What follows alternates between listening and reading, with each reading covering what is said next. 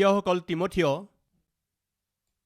বহুত বিপদেৰে পৰিপূৰ্ণ এটা পৰিচৰ্যা কৰিবলৈ খোজত খোজ মিলাই আগবাঢ়ি গ'ল। তাৰ পাছত কি হ'ল? পৌলৰ সৈতে পৰিচৰ্যাত আগবাঢ়িবৰ বাবে অহা এই তিমথিয়ৰ জীৱনলৈ বহুতো সংঘৰ্ষ আহিল, বহুতো বিপদৰ মাজেৰে যাব লগা হ'ল। কিন্তু পৌলৰ সৈতে যেতিয়া তেওঁ যাত্ৰা কৰি আছিল, পৰিচৰ্যা কৰি আছিল, তিমথিয়ই পৌলক বহুত ওচৰৰ পৰা দেখিছিল। পৌলৰ আত্মিকতাও তেওঁ বুজি পাই গৈছিল, পৌলৰ বুজাকো তেওঁ বুজি পাই গৈছিল। আৰু ইমানেই নহয়, তেওঁ পৌলৰ এজন বিশ্বাসযোগ্য, ভৰসা কৰিব পৰা এগৰাকী শিষ্য তেওঁ আছিল। প্ৰিয়সকল, ধৰক পৌলে ক'ৰবাত এটা মণ্ডলী স্থাপন কৰিলে আৰু ধৰক সেই মণ্ডলীটোত কিবা সমস্যা আহিল। সৰ্বপ্ৰথমে পৌলে কাক পঠিয়াইছিল জানেনে? তিমথিয়ক। ফিলিপিয়া পত্ৰখনলৈ চাওকচোন, কলচীয়া পত্ৰখনলৈ চাওকচোন, থিছলনিকিয়া পত্ৰখনলৈ চাওক, ফিলিমনলৈ লিখা পত্ৰখনলৈ চাওকচোন। তাত আমি কাৰ নাম দেখিবলৈ পাওঁ? আহক চাওঁ। ফিলিপিয়া পত্ৰৰ 1 অধ্যায়ৰ 1 পদ। খ্ৰীষ্ট যীশুৰ দাস পৌল আৰু তিমথিয়, খ্ৰীষ্ট যীশুত থকা যিসকল পবিত্ৰ লোক ফিলিপিত আছে তেওঁবিলাকৰ সমীপলৈ। পৌল আৰু তিমথিয় কলচীয়াবিলাকলৈ লিখা পত্ৰৰ 1 অধ্যায় 1 পদৰ পৰা। ঈশ্বৰৰ ইচ্ছাৰ দ্বাৰাই খ্ৰীষ্ট যীশুৰ নিযুক্ত পাচনি পৌল আৰু তিমথিয় ভাই, কলচীত থকা পবিত্ৰ আৰু খ্ৰীষ্টত বিশ্বাসী ভাইবিলাকৰ সমীপলৈ। 1 থিছলনিকিয়াৰ 1 অধ্যায় 1 পদ। পৌল, চিল আৰু তিমথিয় পিতৃ ঈশ্বৰ আৰু প্ৰভু যীশু খ্ৰীষ্টত থকা থিছলনিকিয়াবিলাকৰ মণ্ডলীৰ সমীপলৈ তোমালোকৰ অনুগ্ৰহ আৰু শান্তি হওক। ফিলিমন 1:1। যীশুখ্ৰীষ্টৰ বন্দীয়াৰ পৌল আৰু তিমথিয় ভাই, আমাৰ সহকাৰী আৰু প্ৰিয় ফিলিমন আৰু আপ্পিয়া ভনী। প্ৰিয়সকল, এই গোটেইবোৰ পত্ৰ ক'ৰ পৰা লিখা হৈছিল জানেনে? ফিলিপিয়াৰ পত্ৰ, কলচীয়াৰ পত্ৰ, থিছলনিকিয়াৰ পত্ৰ আৰু তাৰ পাছত ফিলিমনলৈ লিখা পত্ৰ, এই চাৰিওখন পত্ৰ পৌলে ক'ৰ পৰা লিখিছিল জানেনে? জেইলৰ পৰা লিখিছিল, বন্দী হৈ থাকোঁতে লিখিছিল। ইয়াত আমি দেখিছোঁ পৌল আৰু তিমথিয়ৰ পৰা লিখা পত্ৰ। ইয়াৰ দ্বাৰাই কি বুজাইছে? প্ৰিয়সকল, পৌলৰ সৈতে তিমথিয়ও বন্দী হৈ আছিল। তাৰ মাকে জানিছিল, মোৰ ল'ৰাই যদি পৌলৰ সৈতে একেলগে পৰিচৰ্যা কৰিবলৈ যায়, পৌলটো সংকটত পৰিবই। পৌলৰ সৈতে মোৰ ল'ৰাটো সংকটত পৰিব লাগিব। সকলোবোৰ জানি শুনিও নিজৰ পুত্ৰক পৌলৰ সৈতে পৰিচৰ্যালৈ কিয় পঠিয়ালে জানেনে? কাৰণ তেওঁ সেৱকক বৰ প্ৰেম কৰিছিল, পৰিচৰ্যাকো বৰ প্ৰেম কৰিছিল। সেইকাৰণে তেওঁ নিজৰ পুত্ৰক পঠিয়াইছিল। বোপা, এইজন ঈশ্বৰৰ দ্বাৰাই মনোনীত এজন মহান পাচনি, এজন মহান সেৱক, এই জগতত প্ৰভু যীশুখ্ৰীষ্টৰ শুভবাৰ্তা শুনাবৰ কাৰণে পঠোৱা হোৱা সেৱক। তেওঁৰ লগতে থাকিবা, সংগত থাকিবা, উপকাৰী হৈ থাকিবা। তুমি কেতিয়াও এই সেৱকজনক ত্যাগ নকৰিবা। এজন বিশ্বাসযোগ্য শিষ্য হিচাপে সেৱকজনৰ লগত থাকিবা। মাকে তাক ভালদৰে শিকাই বুজাই পঠালে। প্ৰিয়সকল, ডেভিড লিভিংষ্টন নামৰ এজন সেৱকে যেতিয়া আফ্ৰিকা দেশলৈ গৈছিল, সেই পাহাৰীয়া দেশখনত নৰভোজী লোকসকলৰ মাজত পৰিচৰ্যা কৰি আছিল। অৰণ্যত, পাহাৰত মানুহ দেখা পালেই হৈ গ'ল। সেই পাহাৰীয়া জাতিটোৰ লোকে বাহিৰৰ কোনো মানুহ যদি তালৈ যায়, তেন্তে তেওঁলোকক ধৰি মাৰি খাই পেলায়। এনে লোকসকলৰ মাজত ডেভিড লিভিংষ্টন নামৰ সেৱকজনে যেতিয়া গৈ পৰিচৰ্যা কৰিব লগা হ'ল, তাৰ পাছত তেওঁ যেতিয়া ইংলেণ্ড দেশলৈ গ'ল, বিপদজনক অৰণ্যৰ মাজত, বিপদজনক লোকসকলৰ মাজত মই পৰিচৰ্যা কৰি আছোঁ, অনুগ্ৰহ কৰি মোৰ কাৰণে প্ৰাৰ্থনা কৰিবনে? এইদৰে প্ৰাৰ্থনাৰ সহায় বিচাৰিলে। পৰিচৰ্যা মানে কেৱল চুট বুট পিন্ধাই নহয়, কিন্তু তাৰ আঁৰত বহুত পৰিশ্ৰম আছে, বহুতো সংঘৰ্ষ থাকে। বাক্য অনুসৰি পৰিচৰ্যা যিয়েই নকৰক লাগে, প্ৰিয়সকল, সেই পৰিচৰ্যাত সংঘৰ্ষ থাকে, তাত পৰিশ্ৰম থাকে, পৰিশ্ৰম কৰিব লগা হয়। প্ৰিয় ভাই ভনীসকল, সেইদিনা ডেভিড লিভিংষ্টনে পৰিচৰ্যাৰ বিষয়ে যেতিয়া কৈ আছিল, এগৰাকী মাক আগবাঢ়ি আহি 30 পাউণ্ড টকা তেওঁৰ হাতত দিলে। সেই সময়ত 30 পাউণ্ড মানে আমাৰ দেশত 3000 টকা। সেয়া বহুত টকা আছিল, তেওঁৰ হাতত দিলে। বোপা, বিনাশ হ'বলগীয়া আত্মাৰ পৰিত্ৰাণৰ কাৰণে তুমি নিজৰ প্ৰাণ হাতৰ মুঠিত লৈ পাহাৰীয়া জাতিৰ মাজলৈ গৈ আছা, বনৰীয়া জন্তুৰ মাজলৈ গৈ আছা। এই পইচাখিনি লৈ গৈ তোমাৰ লগত থাকিবৰ কাৰণে, তোমাৰ সৈতে থিয় দিবৰ কাৰণে, প্ৰয়োজন হ'লে তোমাৰ প্ৰাণৰ সলনি প্ৰাণ দিব পৰা এজন ব্যক্তিক নিজৰ সৈতে লৈ যাবা। অকলশৰে নাযাবা। নাজানো কেতিয়া কোন বনৰীয়া জন্তুৱে আক্ৰমণ কৰি দিয়ে। তুমি জীয়াই থাকিব লাগিব। তুমি জীয়াই থাকিলেহে হাজাৰ হাজাৰ লাখ লাখ লোকে শুভবাৰ্তা শুনিবলৈ পাব আৰু তেওঁলোকে পৰিত্ৰাণ পাব পাৰিব। এই টকাখিনি লৈ গৈ তোমাৰ সুৰক্ষাৰ কাৰণে এজন ব্যক্তিক লগত ৰাখিবা। দূৰদৰ্শিতাৰে সৈতে সেই মাতৃয়ে সেই টকাখিনি দিলে। ডেভিড লিভিংষ্টন আফ্ৰিকাৰ অৰণ্যলৈ যোৱাৰ পাছত তেওঁ প্ৰচাৰ কৰা বাক্য শুনি পৰিত্ৰাণ লাভ কৰা এজন ব্যক্তিক মাতি, এতিয়াৰ পৰা তুমি মোৰ সৈতে পৰিচৰ্যাত ভাগ ল'বানে? মোৰ সৈতে থাকিবানে? এই বুলি কৈ তেওঁক সেই টকাখিনি দি, পৰিয়ালৰ প্ৰয়োজনৰ বাবে টকা দিছোঁ, তুমি মোৰ লগত থাকা। ডেভিড লিভিংষ্টনে যিয়ে বিপদৰে পৰিপূৰ্ণ পৰিচৰ্যা কৰি আছিল, যদি এই ব্যক্তিজনো তেওঁৰ সৈতে থাকে তেন্তে তেওঁ বিপদৰ সন্মুখীন হ'ব লাগিব। তেওঁৰ নাম চাবাটিনো আছিল। চাবাটিনো নামৰ এই ব্যক্তিজনে ডেভিড লিভিংষ্টন নামৰ এই মিছনেৰীজনৰ লগত সদায় থাকিবলৈ ধৰিলে। প্ৰিয়সকল, কি হৈছিল জানেনে?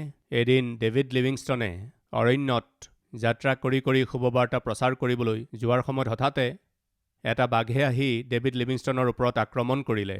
বাঘে নিজৰ নখেৰে তেওঁৰ বুকুত আঘাত কৰাত তেওঁৰ বুকুখন ৰক্তাক্ত হৈ পৰিল। তেওঁৰ ওপৰত উঠি যেতিয়া তেওঁক খাবলৈ চেষ্টা কৰিলে, চাবাটিনো নামৰ ব্যক্তিজনে নিজৰ প্ৰাণৰ কথা চিন্তা নকৰি সেইদিনা বাঘটোৰ পৰা ডেভিড লিভিংষ্টনক ৰক্ষা কৰিলে। প্ৰিয়সকল, তেওঁ ভাবিছিল সেৱকজনক বচাব লাগিব। যদি সেৱকজন বাচে, শুভবাৰ্তা প্ৰচাৰ কৰা হ'ব, আৰু শুভবাৰ্তা প্ৰচাৰ কৰা হ'লে লাখ লাখ আত্মাই ৰক্ষা পাব। মোৰ প্ৰাণতকৈও ডেভিড লিভিংষ্টনৰ প্ৰাণ অধিক মূল্যৱান। প্ৰিয়সকল, চাবাটিনো নামৰ এজন অৰণ্যৰ মানুহে নিজৰ প্ৰাণ বিপদত পেলাই সেইদিনা ডেভিড লিভিংষ্টনক ৰক্ষা কৰিলে। সেই মাতৃগৰাকীৰ দূৰদৃষ্টি, এই সেৱকজন বাচিব লাগিব। বিপদৰ মাজত, সংঘৰ্ষৰ মাজত সেৱকসকল জীয়াই থাকিলেহে শুভবাৰ্তা প্ৰচাৰ কৰিব পৰা যাব। আত্মাবোৰে ৰক্ষা পাব। প্ৰিয়সকল, দূৰদৰ্শিতা, এই সেৱকজনক বচাব লাগিব। এই সেৱকজনক বচালেহে শুভবাৰ্তা প্ৰচাৰ কৰিব পৰা যাব, আৰু শুভবাৰ্তা প্ৰচাৰ কৰিব পাৰিলেহে আত্মাবোৰ ৰক্ষা কৰা হ'ব। এই বিশ্বাসেৰে সৈতে সেইদিনা চাবাটিন নামৰ ব্যক্তিজনে নিজৰ প্ৰাণ বিপদত পেলাই হ'লেও ডেভিড লিভিংষ্টনৰ প্ৰাণ বচালে। তাৰ পাছত কি হ'ল জানেনে? ডেভিড লিভিংষ্টনে আফ্ৰিকা দেশলৈ যোৱাৰ আগতে আফ্ৰিকা দেশখন অন্ধকাৰেৰে পৰিপূৰ্ণ দেশ আছিল, কিন্তু আজি সেই দেশতেই প্ৰায় 65% খ্ৰীষ্টীয় লোক আছে। সেয়া কেনেকৈ সম্ভৱ হ'ল? ডেভিড লিভিংষ্টন মৰাৰ পাছত তেওঁৰ শৰীৰটো নিবৰ কাৰণে ইংলেণ্ড দেশৰ লোকসকল আহি, ডেভিড লিভিংষ্টন আমাৰ দেশৰ নিবাসী, আমাৰ দেশৰ, আমি এই শৰীৰটো লৈ যাম বুলি তেওঁলোক যেতিয়া আহিল, সেই অৰণ্যৰ লোকসকল মান্তি নহ'ল। এয়া কোনোপধ্যে নহ'ব, তেওঁৰ শৰীৰটো আমি কোনোপধ্যে নিদিওঁ। বাধা দিলে, কিয় নিদিবা তোমালোকে? আমি নিদিওঁ। আমাক জীৱন দিবলৈকেই এওঁ নিজৰ প্ৰাণকো ইয়াত বলিদান কৰি দিলে। এওঁৰ সোঁৱৰণি আমাৰ মাজত থাকিবলৈ হ'লে এওঁৰ শৰীৰটো ইয়াতেই কবৰ দিব লাগিব। ইংলেণ্ডৰ লোকসকলে এই কথা কোনোপধ্যে নামানিলে। তেতিয়া তেওঁলোকে এটা নিবেদন কৰিলে, কি জানেনে বাৰু? আপোনালোকে ডেভিড লিভিংষ্টনৰ শৰীৰটো লৈ যাব বিচাৰিছে যদি লৈ যাওক, কিন্তু তেওঁৰ কলিজাটো আমাৰ মাজতেই থাকিবলৈ দিয়ক। কাৰণ প্ৰেমেৰে পৰিপূৰ্ণ সেই হৃদয়খনে আমাৰ কঠোৰ হৃদয়বোৰ ভাঙি আমাক ঈশ্বৰৰ সন্তান কৰিলে। সেইকাৰণে তেওঁৰ হৃদয়খন আমাৰ মাজতেই থাকিব লাগে। তেওঁলোকে সেৱকক প্ৰেম কৰিছিল, কাৰণ জানেনে, সেই সেৱকজনে কৰা শুভবাৰ্তা প্ৰচাৰৰ দ্বাৰা আমাৰ জীৱন পৰিৱৰ্তন হ'ল। প্ৰিয়সকল, মই সুধিছোঁ, আপোনালোকৰ কিমানে বাৰু সেৱকক প্ৰেম কৰে? আপোনালোকৰ কিমানে বাৰু মণ্ডলীক প্ৰেম কৰে? আপোনালোকৰ কিমান বাৰু শুভবাৰ্তাক প্ৰেম কৰা লোক, পৰিচৰ্যাত উৎসাহ দিয়া লোক? এবাৰ আমি নিজকে পৰীক্ষা কৰোঁ। কিছুদিন আগতে এগৰাকী মাতৃয়ে আহি কৈছিল, বোপা, মই প্ৰতিদিনে নিজৰ প্ৰাৰ্থনাত আপোনাক আৰু আপোনাৰ পৰিয়ালৰ কাৰণে আন্তৰিকতাৰে প্ৰাৰ্থনা কৰোঁ বোপা। মোৰ চকু পানী বৈ আহিল। নাজানো কোন আছিল সেই মা, কিন্তু প্ৰতিদিনে নিজৰ প্ৰাৰ্থনাত মোক সোঁৱৰণ কৰিছিল আৰু মোৰ গোটেই পৰিয়ালৰ কাৰণে প্ৰাৰ্থনা কৰে। তাৰ কাৰণ কি জানেনে? তেওঁ মোৰ দৰে সেৱকজনক ইমান প্ৰেম কৰে তাকেই প্ৰকাশ কৰে।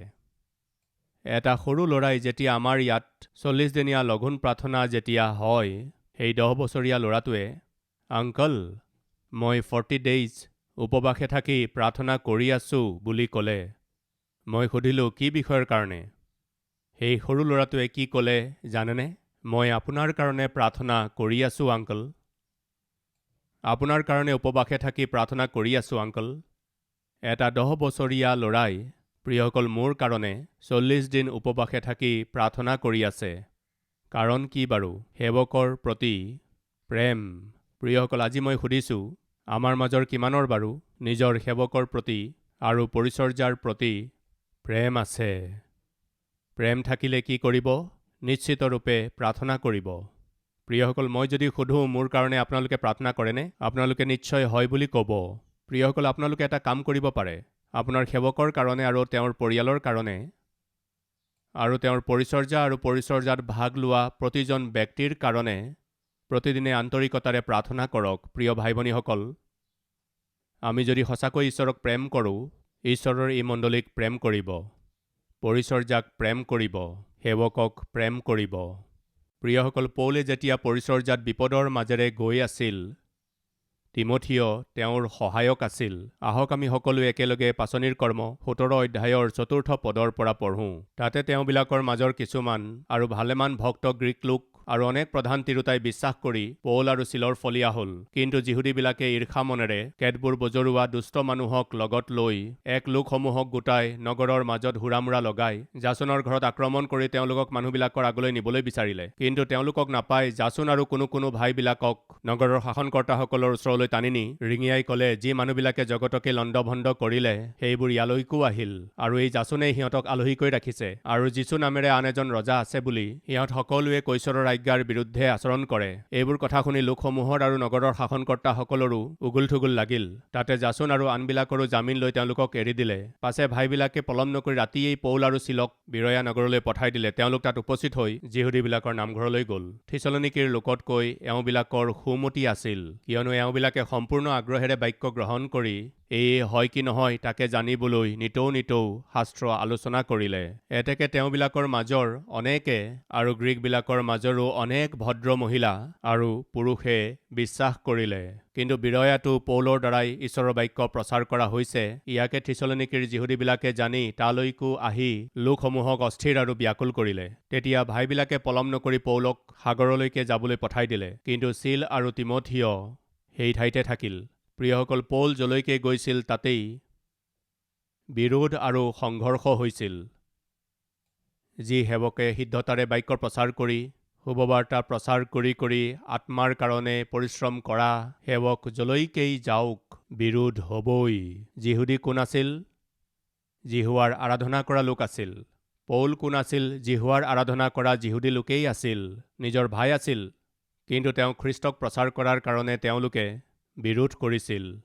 প্ৰিয়সকল, যেতিয়া আমি নতুন অঞ্চললৈ গৈ মণ্ডলী স্থাপন কৰিব বিচাৰোঁ, তেতিয়া মানুহে বিৰোধ কৰে, বহুত বিৰোধ কৰে। মণ্ডলী স্থাপন কৰিব লাগে এই বুলি কোৱাৰ লগে লগে বহুতো লোকে বিৰোধ কৰে। বহুতো সংঘৰ্ষ, বহুতো সমস্যা আহি যায়। আপোনালোকে নাজানে আমি কিমান সমস্যাত আছোঁ। এই সকলোৰে কাৰণে আমি প্ৰাৰ্থনা কৰিব লাগে। আমি আচলতে কি কৰোঁ? ঈশ্বৰৰ সিদ্ধ বাক্য প্ৰচাৰ কৰা এটা পবিত্ৰ মণ্ডলীৰ স্থাপন কৰোঁ। তাকেইতো আমি কৰি আছোঁ। কিন্তু বহুতো সংঘৰ্ষ, বহুতো লোকৰ বিৰোধ, এই সকলোৰে কাৰণ কি জানেনে? শয়তানে নিবিচাৰে যে আমি খ্ৰীষ্টৰ মণ্ডলী এই পৃথিৱীত স্থাপন কৰোঁ। সেই সময়ত বিৰোধীসকলে কৈছিল পৌলক মাৰি পেলাব লাগে। তেওঁলোকে কেৱল পৌলকহে মাৰিব নে পৌলৰ লগত থকা সকলোকো মাৰিব? পৌলকো মাৰিব, তেওঁৰ লগত থকা সকলোকো। বেৰিয়া নামৰ ঠাইখনলৈ গৈ যেতিয়া বাক্য প্ৰচাৰ কৰি আছিল, তাৰ লোকসকলে বাক্য শুনি বিশ্বাস কৰি বাক্য পঢ়ি আছিল, ধ্যান কৰিছিল আৰু চলি আছিল। তালৈকো আহি মানুহৰ মন উগুল থুগুল লগালে, হুৰামুৰা কৰিবলৈ ধৰিলে, পৌলক মাৰিবলৈ চেষ্টা কৰিলে। তাত পৌলৰ সৈতে চিল আছিল আৰু তিমথিয়ও আছিল। চিল আৰু তিমথিয়ই কি ক'লে জানেনে? শুনক, বাক্যক প্ৰেম কৰা এটা মণ্ডলীক এৰি আমি আপোনাৰ সৈতে আহিব নোৱাৰোঁ। আপুনি আগুৱাই যাওক, আগবাঢ়ি যাওক, আপুনি আৰু য'ত য'ত শুভবাৰ্তা শুনাবলৈ বিচাৰিছে শুনাওক। আমি ইয়াতে থাকি যাম। তোমালোক কিয় থাকিবা? মোৰ লগতে তোমালোকৰো প্ৰাণ বিপদত আছে। সেইকাৰণে তোমালোকো মোৰ সৈতে আহা। নহয়, বিৰয়াৰ মণ্ডলীক আমি ৰক্ষা কৰিম। লাগিলে আমি প্ৰাণ হেৰুৱাই দিম, কিন্তু আপুনি প্ৰচাৰ কৰা শুভবাৰ্তাৰ দ্বাৰাই ৰক্ষা পোৱা এই আত্মাবোৰক আমি কোনোপধ্যে নেহেৰুৱাম। ইয়াতে থাকি এই আত্মাবোৰৰ ৰক্ষা কৰিম। এই বুলি কৈ নিজৰ প্ৰাণ সংকটত পেলাই চিল আৰু তিমথিয় তাতেই থাকিল। পৌল, আপুনি আগবাঢ়ক। ঈশ্বৰৰ শুভবাৰ্তা শুনাই শুনাই আগবাঢ়ি যাওক। আপুনি প্ৰচাৰ কৰা বাক্যৰ দ্বাৰা যি প্ৰতিফল পালোঁ, এই আত্মাবোৰ ৰক্ষা কৰাৰ প্ৰক্ৰিয়াত প্ৰয়োজন হ'লে আমি নিজৰ প্ৰাণ দি দিম, কিন্তু এই মণ্ডলীটোক আমি নেহেৰুৱাম। শয়তানক চুবলৈকো নিদিম। প্ৰিয়সকল, তিমথিয়ৰ মাক কিমান মহান আছিল। তেওঁৰ পুত্ৰই বিপদৰে ভৰা পৰিচৰ্যাত ভাগ ল'বলৈ গৈ আছে সেই কথা জানিও নিজৰ পুত্ৰক পৰিচৰ্যালৈ পঠালে। প্ৰিয়সকল, তিমথিয় এজন সাধাৰণ সেৱক নাছিল। নিজৰ প্ৰাণ বিপদত পেলাই প্ৰভুৰ পৰিচৰ্যা কৰিছিল। এজন ব্যক্তিয়ে প্ৰভুৰ পৰিচৰ্যাক প্ৰেম কৰিলে কি প্ৰতিফল পোৱা যাব? মোৰ নিচিনা শুভবাৰ্তা প্ৰচাৰ কৰা সেৱকক প্ৰেম কৰিলে কি হ'ব? কি প্ৰতিফল পাব? আপুনি জানিব বিচাৰেনে? প্ৰিয়সকল, সৰ্বপ্ৰথমে আপুনি যদি নিজৰ মণ্ডলীক প্ৰেম কৰে, তেন্তে আপুনি নিজৰ মণ্ডলীৰ বৃদ্ধিৰ কাৰণে ঈশ্বৰৰ গৃহলৈ দশমাংশ লৈ যাব। প্ৰিয়সকল, আজিকালি আমি দেখিবলৈ পাইছোঁ মণ্ডলীত দশমাংশ দিয়া লোক 10% মানহে আছে। তাৰ মানে প্ৰায় 90% লোক দশম ভাগ নিদিয়ে। এয়া ভাল কথা নহয়। মই সুধিছোঁ, যদি আপুনি কৃতজ্ঞ আৰু ঈশ্বৰৰ মণ্ডলীক প্ৰেম কৰা লোক হয়, নাইবা বাক্য শুনি কেৱল মনে মনে থকা লোক, আপুনি 90% লোকৰ মাজত আছে নে মণ্ডলীক প্ৰেম কৰি মণ্ডলীৰ উন্নতিৰ কাৰণে আৰু তেনেদৰেই পুনৰাই আশীৰ্বাদ পাবৰ কাৰণে মণ্ডলীৰ প্ৰয়োজনৰ কাৰণে দশমাংশ দিয়া লোক হিচাপে আছে? প্ৰিয়সকল, বিগত দিনত মই এজন ভাইৰ সাক্ষ্য এটা শুনিছিলোঁ, যিয়ে মণ্ডলীক বৰ প্ৰেম কৰিছিল। তেওঁ হাজিৰা কৰিছিল আৰু মূল্যবৃদ্ধিৰ এই কালত তেওঁ নিজৰ উপাৰ্জনৰ পৰা দশমাংশ নিশ্চয় দিছিল। আপুনি বাৰু কেনেকুৱা? দ্বিতীয়তে, তেওঁ শুভবাৰ্তাক প্ৰেম কৰিছিল। তেওঁ আৰু তেওঁৰ পত্নীয়ে AC ৰুমত বহি চাকৰি কৰি থকা নাছিল। ফেনৰ তলত বহি চাকৰি কৰি থকা নাছিল। ৰ'দৰ তাপত হাজিৰা কাম কৰিছিল। কিন্তু শুনক, এইদৰে হাজিৰা কাম কৰা লোকে কিমান উপাৰ্জন কৰে কওকচোন? কেতিয়াবা কাম পায়, কেতিয়াবা কাম নাপায়। কিন্তু তেওঁলোকে প্ৰায়েই কালবাৰী মাতক সহায় কৰিলে, যাতে হাজাৰ হাজাৰ লাখ লাখ লোকে শুভবাৰ্তা পায়। প্ৰিয়সকল, ঈশ্বৰে আপোনাক ঘৰ দিছে, গাড়ী দিছে, ভাল চাকৰি দিছে। আজি আপুনি AC ৰুমত আছে, AC ৰুমত চাকৰি কৰি আছে। মই সুধিছোঁ, ৰ'দৰ তাপত বৰষুণত ভিজি কষ্ট কৰি এই ব্যক্তিয়ে শুভবাৰ্তাৰ কাৰণে যদি সহায় কৰিছে, তেন্তে ঈশ্বৰৰ পৰা ইমান আশীৰ্বাদ পোৱাৰ পাছত আপুনি আৰু কিমান অধিককৈ কৃতজ্ঞ হৈ শুভবাৰ্তাত সহায় কৰিব লাগে এবাৰ ভাবকচোন। তৃতীয়তে, তেওঁ পৰিচৰ্যাক প্ৰেম কৰিছিল। পৰিচৰ্যাক প্ৰেম কৰিছিল আৰু সেইকাৰণে পৰিচৰ্যাৰ উন্নতিৰ কাৰণে এখন বাইক উপহাৰ স্বৰূপে দিলে। মই সুধিছোঁ, আজি আপুনি কি উপহাৰ দিছে? আজি এই সেৱকে ইমান ডাঙৰ পৰিচৰ্যা কৰিব পৰাৰ কাৰণ কি জানেনে? এনেকুৱা উচৰ্গিত লোক আছে সেইকাৰণে। প্ৰিয় ভাই ভনীসকল, আপুনি যি মণ্ডলীলৈকে নাযাওক, আপুনি মণ্ডলীক প্ৰেম কৰেনে? তেন্তে মণ্ডলীৰ কাৰণে যি কৰিব পাৰে কৰক। শুভবাৰ্তাক প্ৰেম কৰা লোক হয়নে বাৰু? তেন্তে শুভবাৰ্তাৰ কাৰণে সহায় কৰক, যাতে লাখ লাখ কোটি কোটি লোকলৈ শুভবাৰ্তা গৈ পায়। পৰিচৰ্যাক আপুনি প্ৰেম কৰেনে? তেন্তে পৰিচৰ্যাৰ কাৰণে আপুনি যেনেদৰে কৰিব পাৰে সহায় কৰক। প্ৰিয়সকল, শুনক, ঈশ্বৰৰ একমাত্ৰ পুত্ৰ, সেই একমাত্ৰ পুত্ৰক আপোনাৰ কাৰণে এই জগতলৈ সেৱক হিচাপে পঠিয়ালে। তেনেস্থলত ঈশ্বৰে আপোনাক 1, 2 বা 3টা সন্তান দিছে। আপুনি তেওঁৰ প্ৰতি কৃতজ্ঞ হৈ অন্ততঃ এটা ল'ৰা বা এজনী ছোৱালীক পৰিচৰ্যাৰ কাৰণে ঈশ্বৰক অৰ্পণ কৰিছেনে? আপুনি এনেকৈ কৃতজ্ঞ হয়নে? এবাৰ ভাবকচোন। আহক আমি প্ৰাৰ্থনা কৰোঁ।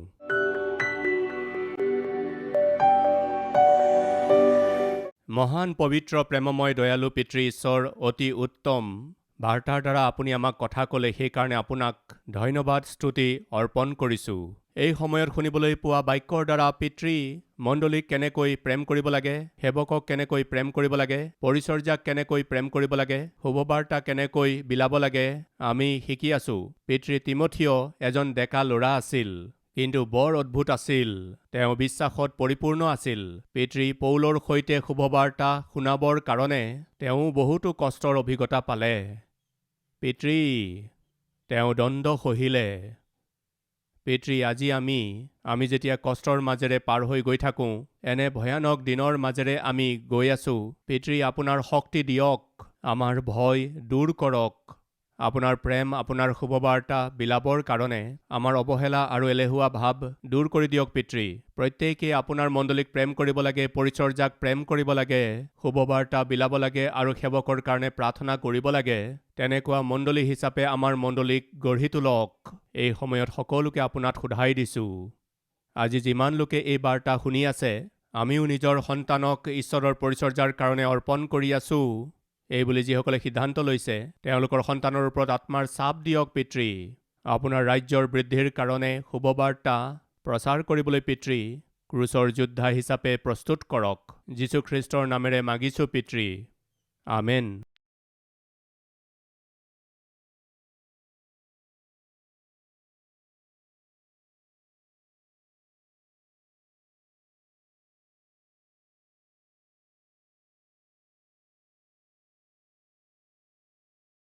আমাৰ ঠিকনা কালবাৰী, পোষ্টবক্স নম্বৰ 30, কুকটপল্লী, হায়দৰাবাদ 72।